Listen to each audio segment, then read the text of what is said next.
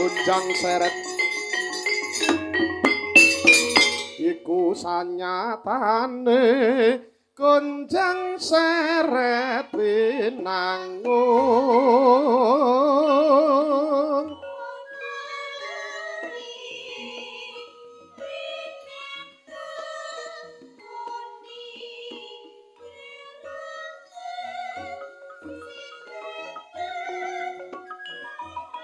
Nata Duryudana lan ngandika Dobyayi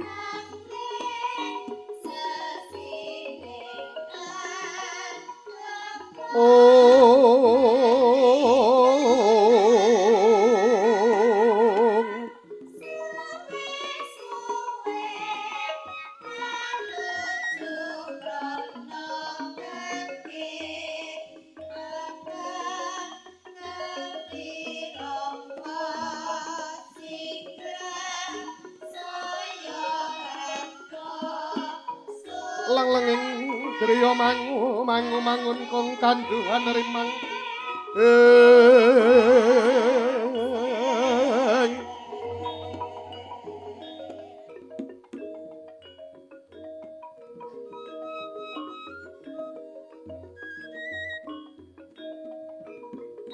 kandhuhan rimang lirelena tanpa kanen yen tan tulusa yen tan tulusa mengko diahutama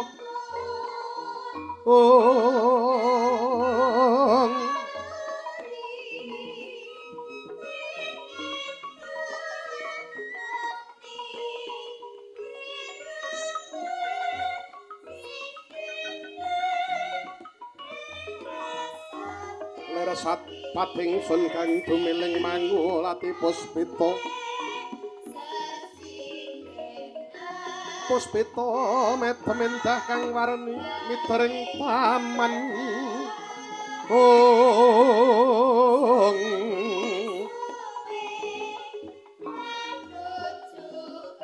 anon kang sekar waras iki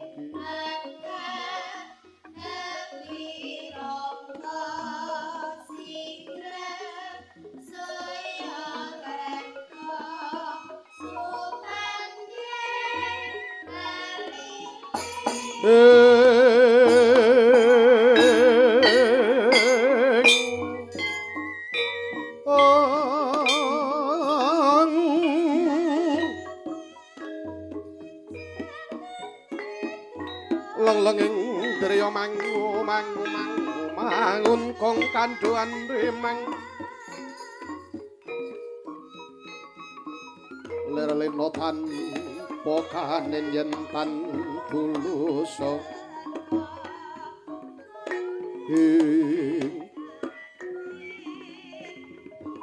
yen tan tulusa mengko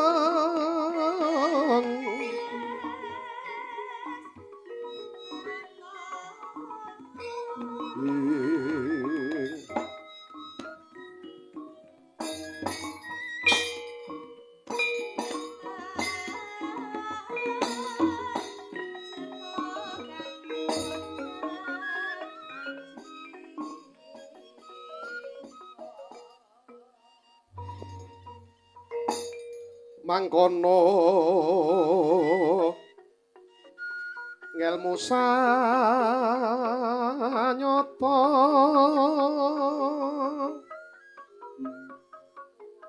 sanyatane mung weh reseping ati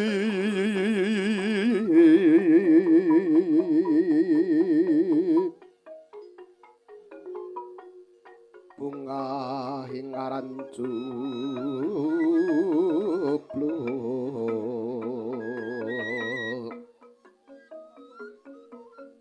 sokeng tias yen tenino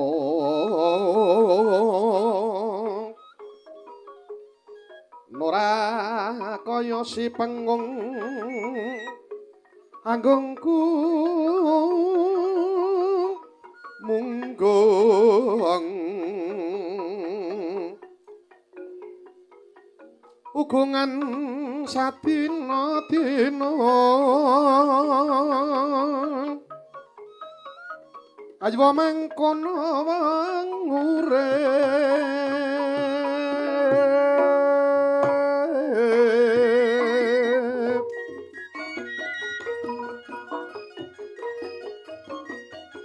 uripe sepisan rusak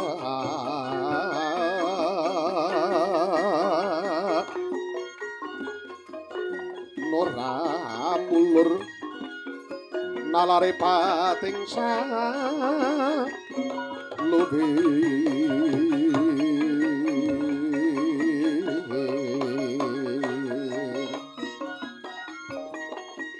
kapito kumo kang sirung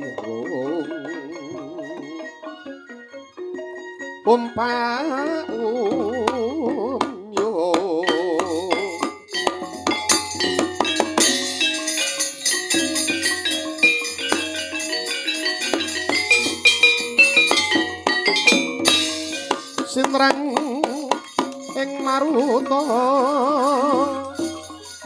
kumarenggang anggar nganggung kumunggung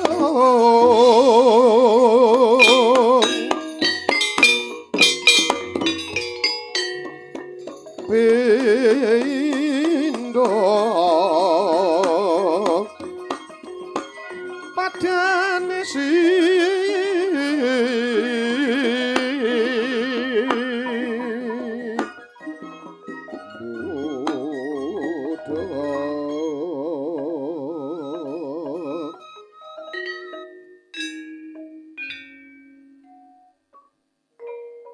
parandini paksa kumaki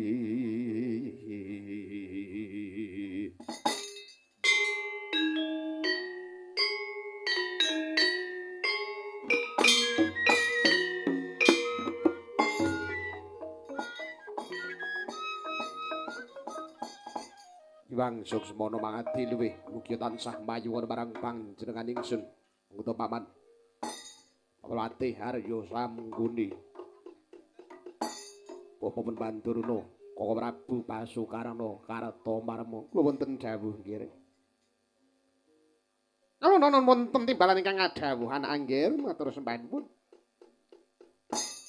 Nggih, pun kersane mriku Pak nggih, matur sembah nuwun. Pun mengke kula ragoi. Nggih, mengke kula ragoi pun tenang mawon. Nek mboten cekap mengke kula sedhot iku mbeta selang dawa. Nggih, yayi wonten dawuh, kula wonten dawuh Koko Prabu.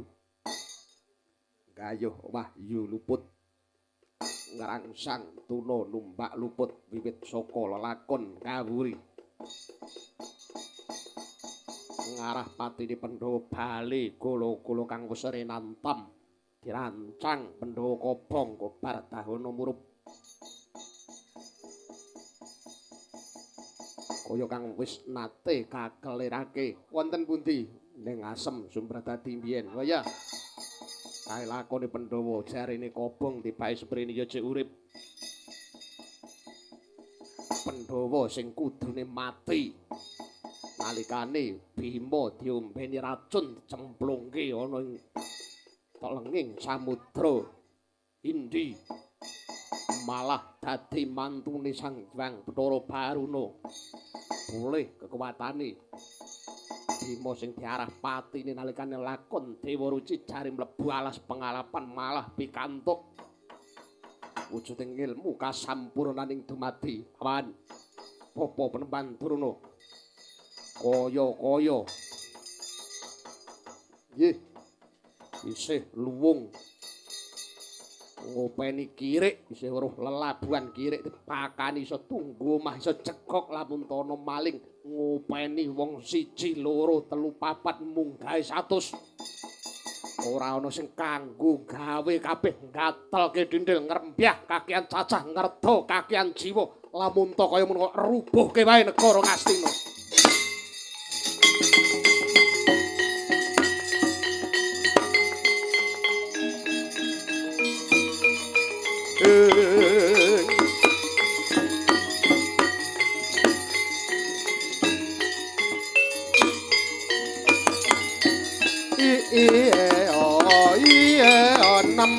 Namro luci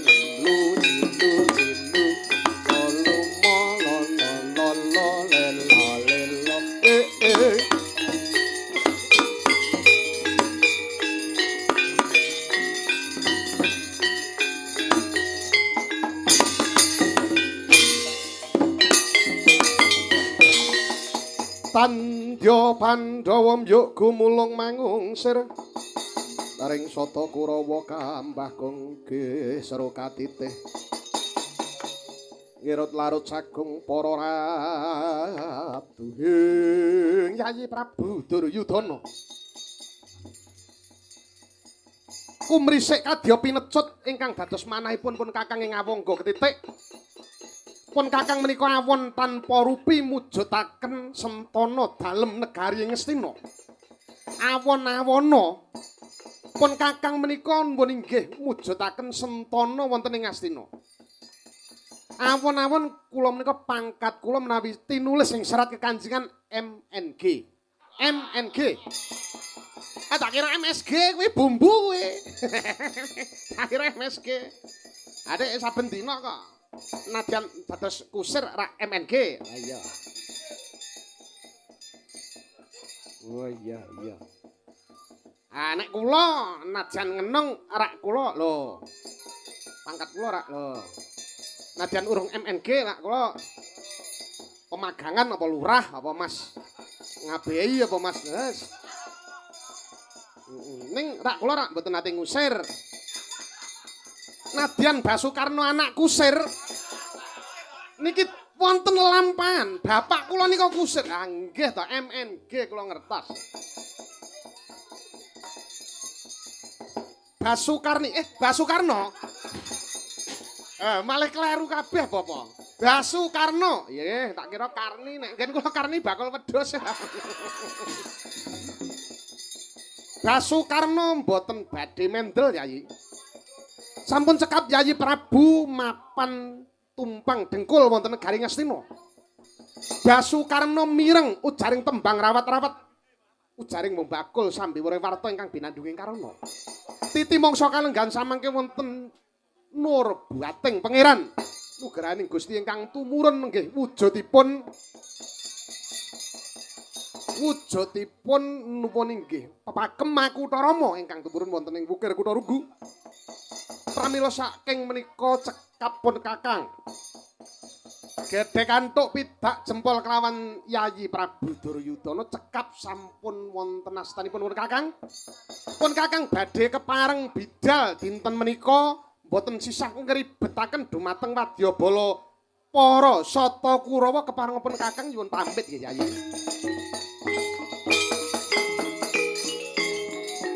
Yogya malih intar ya palupi Surya Putra. Surya Putra Narapati ngawangga.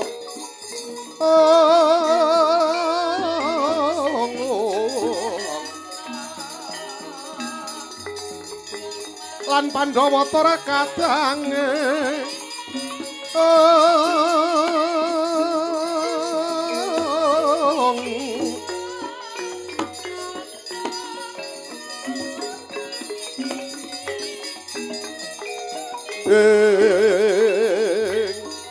tak dedruntok entak